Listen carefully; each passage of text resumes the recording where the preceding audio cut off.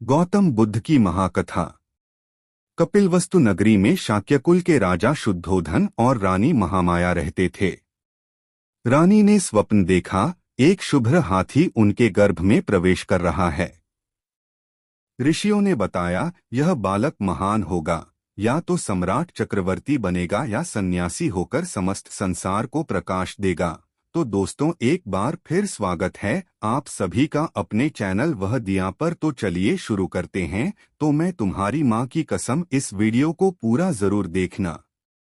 Lumbini one में साल वृक्ष के नीचे सिद्धार्थ का जन्म हुआ। आकाश से फूल झरे। भविष्यवक्ता आसित ने देखकर कहा, यह बालक संसार का तारणहार होगा। 2. बाल्यकाल और करुणा। बालक सिद्धार्थ बहुत कोमल और दयालु था। एक बार उत्सव में हल जोतते हुए उन्होंने देखा, धरती पर बैल मेहनत कर रहे हैं, चींटियां पक्षियों के द्वारा खाई जा रही हैं। तब पहली बार उनके मन में करुणा जागी, संसार दुख से भरा है। वह ध्यान में बैठ गए। बालपन में ही ध्यान की गहरी शांति को अनुभव किया। 3. यौवन और विवाह। सिद्धार्थ बड़े हुए, शिक्षा में निपुण, परंतु वैराग्य की झलक उनमें सदा रहती। राजा ने सोचा, अगर यह जीवन की कठोरता देखेंगे तो सन्यासी बन जाएंगे, इसलिए उन्हें भोगविलास में बांधने के लिए यशोधरा से विवाह कराया गया। पुत्र राहुल का जन्म हुआ। 4. दृष्टांत और वैराग्य। एक दिन सिद्धार्थ ने महल से बाहर निकलकर 4 दृश्य देखे। एक वृद्ध यौवन नित्य नहीं है। 2. एक रोगी स्वास्थ्य क्षणभंगुर है। 3. एक मृतक मृत्यु अटल है। 4. एक सन्यासी परंतु मुक्ति का मार्ग है। इन 4 दृश्यों ने सिद्धार्थ को भीतर तक झकझोर दिया। 5. महापरित्याग। रात को सब सो रहे थे, यशोधरा और शिशु राहुल भी। सिद्धार्थ ने अंतिम बार देखा और निःशब्द घोड़े कंथक पर सवार होकर महल छोड़ दिया। यह था महाभिनिष्क्रमण, संसार को छोड़कर सत्य की खोज में निकल पड़ना। 6. साधना की खोज। वे अनेक गुरुओं के पास गए, अलार कालाम, उद्दक रामपुत्र। ध्यान की गहराई सीखी, परंतु उत्तर अधूरा रहा। फिर कठोर तपस्या की, अस्थियों का ढांचा मात्र रह गए। 6 वर्ष बीत गए। तब समझे, अत्यधिक कठोरता भी व्यर्थ है। सुजाता ने खीर अर्पण की। सिद्धार्थ ने मध्यम मार्ग अपनाया, न अधिक भोग न अधिक तप। 7. बोधि वृक्ष के नीचे।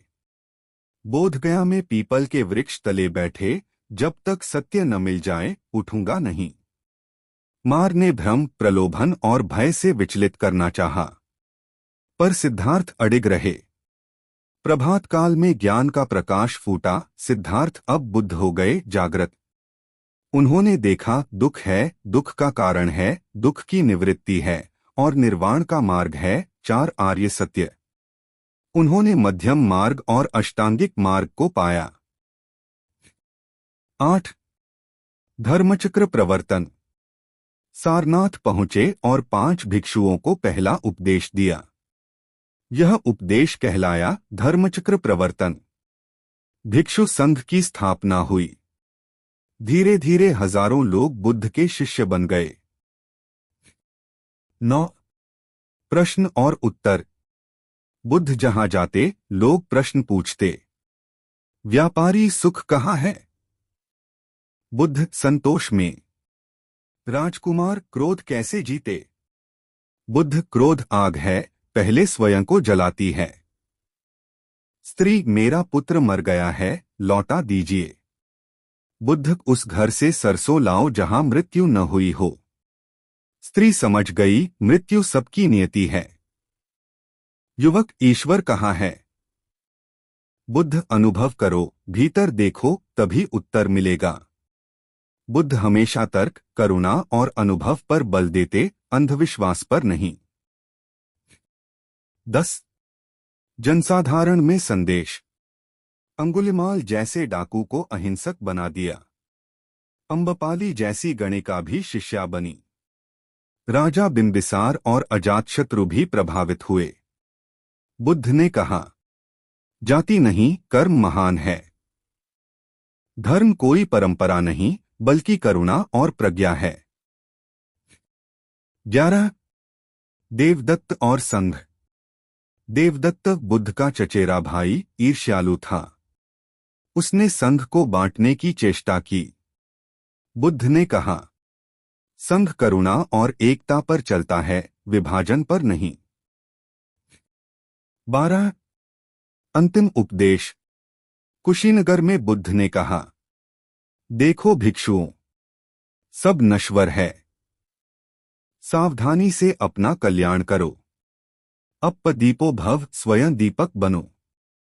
फिर महापरिनिर्वाण में लीन हो गए। धरती हिली, वृक्ष झुके, सब रो पड़े। 13 विरासत।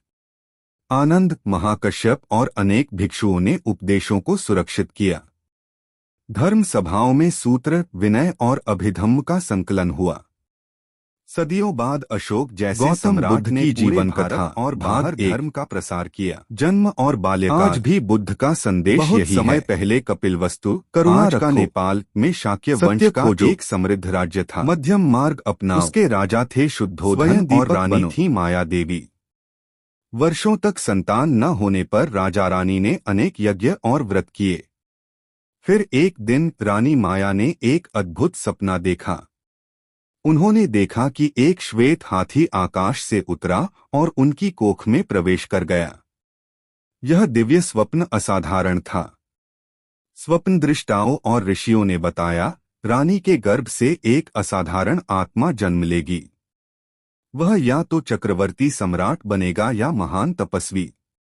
कुछ समय बाद रानी माया अपने मायके देवदह जाते समय लुम्बिनी वन में रुकी। वहीं शाल वृक्ष के नीचे उन्होंने एक पुत्र को जन्म दिया। जन्म होते ही उस शिशु ने 7 कदम चले और घोषणा की, मैं संसार का महानतम बनने आया हूं। यही मेरा अंतिम जन्म है। उस शिशु का नाम रखा गया सिद्धार्थ। ज्योतिषियों की भविष्यवाणी। जब राजमहल में उत्सव मनाया गया तो ऋषि असित आए। उन्होंने बालक को देखकर भविष्यवाणी की, यह बालक यदि राजमहल में रहेगा तो चक्रवर्ती सम्राट बनेगा। यदि संसार के दुखों को देख लेगा तो सब कुछ त्याग कर सन्यासी बनेगा और समस्त प्राणियों के लिए ज्ञान और मुक्ति का मार्ग दिखाएगा। यह सुनकर राजा शुद्धोधन चिंतित हो गए। उन्होंने तय किया कि सिद्धार्थ को कभी संसार के दुख न दिखें, न बुढ़ापा, न बीमारी, न मृत्यु। राजकुमार का बचपन। सिद्धार्थ बचपन से ही अत्यंत कोमल हृदय और दयालु थे। एक बार वे बाग में खेल रहे थे। वहां एक पक्षी आकाश से गिरा क्योंकि उस पर शिकारी ने बाण चलाया था। राजकुमार ने उस पक्षी को उठाकर अपनी गोद में रखा और उसका घाव बांधा। जब शिकारी पक्षी को लेने आया तो सिद्धार्थ ने कहा, यह पक्षी मेरे पास शरण लेने आया है। इसका जीवन बचाना ही धर्म है। यह घटना उनके स्वभाव को स्पष्ट करती थी। दया और करुणा उनके स्वभाव में रचिबसी थी। शिक्षा और विवाह। सिद्धार्थ ने बचपन से ही सभी विद्या, शस्त्र विद्या और वेदशास्त्र सीखे। वे अद्भुत बुद्धि और शांति से भरे हुए थे। जब वे युवा हुए तो उनका विवाह यशोधरा से हुआ। कुछ समय बाद उनके घर एक पुत्र हुआ जिसका नाम रखा गया राहुल। लेकिन यद्यपि वे परिवार से प्रेम करते थे, उनके मन में बार बार यही प्रश्न उठता, क्या जीवन केवल भोग और राजसुख के लिए है? क्यों प्राणी दुखी होते हैं? क्या मृत्यु से कोई बच सकता है? 4 दृश्य टर्निंग पॉइंट। एक दिन सिद्धार्थ रथ पर बैठकर नगर भ्रमण को निकले। राजा ने बहुत कोशिश की थी कि उन्हें कभी दुख न दिखे, परंतु नियति को कौन रोक सकता है। उन्होंने सबसे पहले एक बूढ़े व्यक्ति को देखा। उन्होंने सारथी से पूछा, यह क्या है? सारथी बोला, हे कुमार, यह बुढ़ापा है। हर जीव वृद्ध होता है। फिर उन्होंने एक बीमार व्यक्ति देखा। उन्होंने पूछा, यह क्यों कराह रहा है? सारथी बोला, यह रोग है। शरीर जब अस्वस्थ होता है तो ऐसा ही दुख होता है। फिर उन्होंने एक शव यात्रा देखी। स्त्रियां और पुरुष रो रहे थे और लोग शव को श्मशान ले जा रहे थे। सिद्धार्थ ने कांपते हुए पूछा, क्या हर व्यक्ति को मरना पड़ता है? सारथी ने कहा, हाँ कुमार, मृत्यु अनिवार्य है। अंत में उन्होंने एक सन्यासी को देखा। वह शांत, निःशंक और प्रसन्न था।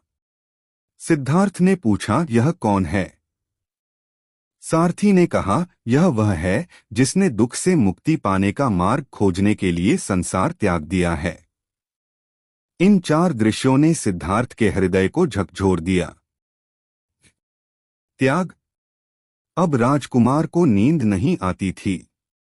वे सोचते, किसी दिन मैं बूढ़ा हो जाऊंगा, किसी दिन रोगी बनूंगा, किसी दिन मरूंगा। क्या इससे बचने का कोई मार्ग नहीं? एक रात जब पूरा राजमहल सो रहा था, सिद्धार्थ ने यशोधरा और शिशु राहुल को देखा। उनके नेत्र करुणा से भीगे, लेकिन उन्होंने निश्चय कर लिया, मुझे सत्य की खोज करनी ही होगी। वे अपने रथ पर चढ़े और महल छोड़ दिया। अपने घनेश बाल काटे, राजसी वस्त्र उतार दिए और साधु वस्त्र पहनकर सन्यासी बन गए। भाग 1 समाप्त। यह लगभग 1 घंटे का वाचन है। यदि आप चाहें तो मैं कल से रोज 1-2 घंटे का भाग लिखता रहूं और धीरे धीरे पूरी 20 घंटे लंबी कथा तैयार हो जाएगी। क्या आप चाहेंगे कि मैं भाग 2 ज्ञान की खोज और कठोर तपस्या अभी से शुरू कर दूं?